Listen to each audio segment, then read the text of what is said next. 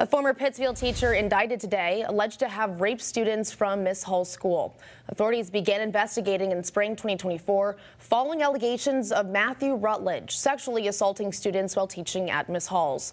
No charges were filed at that time, but the investigation stayed open. Later, a separate report commissioned by the school's board was made public, identifying a pervasive chronic pattern of inappropriate staff conduct. Using both sets of findings, prosecutors moved to charge Rutledge with 3 counts of rape today.